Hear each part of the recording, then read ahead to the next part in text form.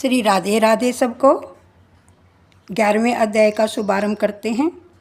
इसमें नारद जी भक्ति का दुख दूर करने का प्रयास करते हैं। श्री राधे राधे। ज्ञान, वैराग्य और भक्ति आदि सब कुछ वेदों से ही उत्पन्न हुए हैं, परंतु वेदों की भाषा गूढ़ होने के कारण सामान्य मनुष्य की समझ में नहीं आता। कलयुग में तो श्री कृष्ण कथा और श्री कृष्ण कीर्तन से ही ज्ञान और वैराग्य जागृत होते हैं। नारद जी चिंता में फंसे हैं कि ज्ञान और वैराग्य की मूर्छा उतरती ही नहीं है। उसी समय आकाशवाणी हुई कि तुम्हारा प्रियतन उत्तम है। ज्ञान और वैराग्य के साथ भक्ति का प्रचार करने के लिए आप कुछ सत्कर्म कीजिए। नारद जी ने पूछा कि मैं क्या सत्कर्म करूं? तो आकाशवाणी ने बताया कि तुम्हें संत महात्मा सत्कर्म क्या है वह बताएंगे। श्री राधे राधे। नारद जी अनेक साधु संतों से पूछते हैं कि ज्ञान और वैराग्य सहित भक्ति को पुष्टि मिले ऐसा कोई उपाय बताएं, परंतु निश्चित उपाय कोई भी नहीं बता सका। तो नारद जी चिंता में पड़ गए। वे सोचने लगे कि निश्चित उपाय बतलाने वाले संत मुझे कहाँ मिलेंगे, वे क्या साधन बताएंगे। ऐसा विचार करते करते नारद जी घूमते घूमते बद्रिका आश्रम में गए। वहाँ सनक आदि मुनियों के साथ उनका मिलन हुआ। श्री राधे राधे। नारद जी ने सनत कुमारों को यह कथा सुनाई।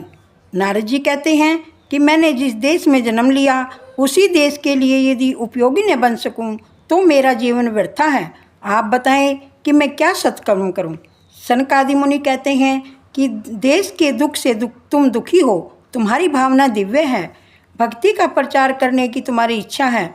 आप भागवत के ज्ञान मार्ग का पारायण करो, तुम्हारी इच्छा पूर्ण होगी। तुम भागवत ज्ञान यज्ञ करो और भागवत का प्रचार करो, इसी से लोगों का कल्याण होगा।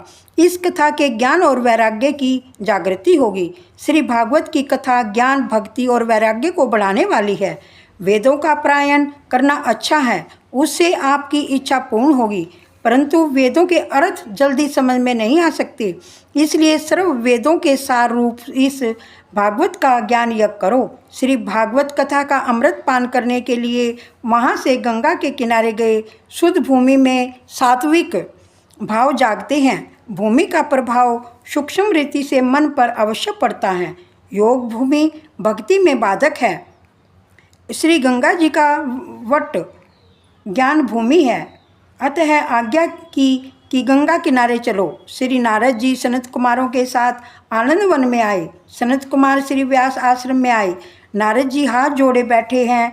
वहाँ ऋषि मुनि भी श्री भागवत कथा का पान करने आए हैं। श्री राधे राधे। और जो नहीं आए थे उन सभी के घर भृगु ऋषि जाते हैं और विनीत भाव से वंदन करके उनको कथा में ले आते हैं। सत्कर्म में दूसरों को प्रेरणा देना, उसे भी पुण्य मिलता है। कथा के आरंभ में भगवान का जयकारा करते हैं और हरे नमः का शुद्ध उच्चारण करते हैं। यह हरे नमः महामंत्र है। सारी प्रवृत्तियों को छोड़कर मनुष्य ध्यान में बैठता है, वहाँ भी माया विघ्न करती है। अनादिकाल से मनुष्य का माया के साथ युद्ध होता आया है। जीव ईश्वर के पास जाता है तो माया को यह अप्रिय लगता है। जीव सब प्रकार के मोह छोड़कर प्रभु के पास जाए, वह माया को प्रिय नहीं लगता। माया का कोई एक रूप नहीं है। ईश्वर जिस प्रकार व्यापक है वैसे ही माया भी व्यापक जैसी है। श्री राधे राधे। जीव और ईश्वर के मिलने में विघ्न करती है। माया उनको चंचल बनाती है। माया मनुष्य को समझाती है कि स्त्री, बालक और धन संपत्ति आदि में ही सुख है। मनुष्य को माया पराजित कर देती है। मनुष्य की हार होती है और माया जीत जाती है।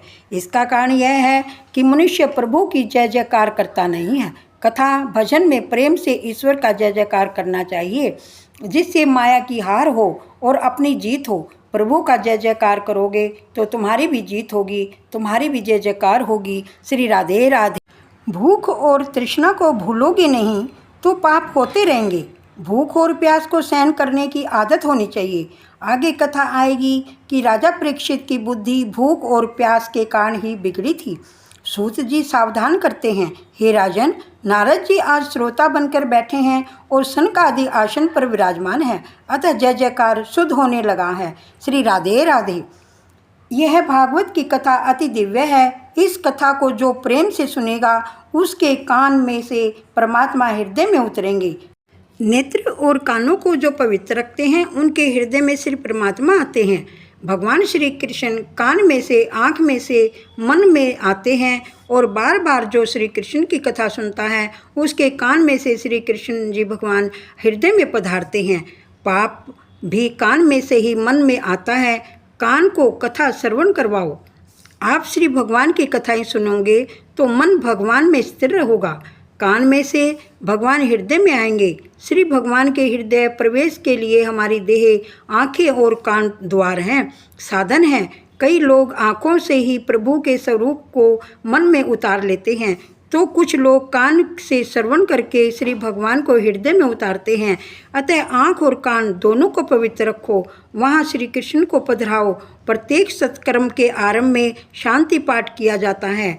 उसका मंत्र इस प्रकार है, हे देव, कानों से हम कल्याणकारी वंदन सुने, कान और आँख पवित्र हों, फिर सत्कर्मों का आरंभ हो। इसलिए तो पूजा में गुरु महाराज कानों और आँखों में पानी लगाने को कहते हैं। श्री राधे राधे।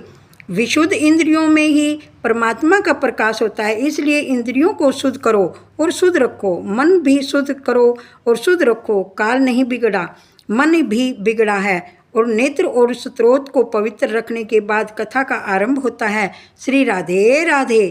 सनकादिक मुनि कहते हैं, इस भागवत शास्त्र में 18,000 श्लोक हैं। 18,000 की संख्या परिपूर्ण है। श्री रामकृष्ण परिपूर्ण हैं, अतः नवमी के दिन प्रकट हुए हैं। श्री कृष्ण नवमी के दिन ही गोकुल में आए हैं, तभी नंद महोत्सव करने में आया है। श्री राम जी की 12 कला हैं और श्री कृष्ण जी की 16 कला हैं। ऐसा भेद नहीं करना चाहिए। श्री राधे राधे। 11वां अध्याय संपूर्ण हुआ। श्रीमन नारायण नारायण हरि हरि, श्रीमन नारायण नारायण हरि हरि। आना सुंदर श्याम हमारे हरि कीर्तन में, आना सुंदर श्याम हमारे हरि कीर्तन में। आप भी आना संग ग्वालों को लाना, आप भी आना संग ग्वालों को लाना, बंसी मधुर बजाना हमारे हरि कीर्तन में। आना सुंदर श्याम हमारे हरि कीर्तन में। श्री राधे राधे।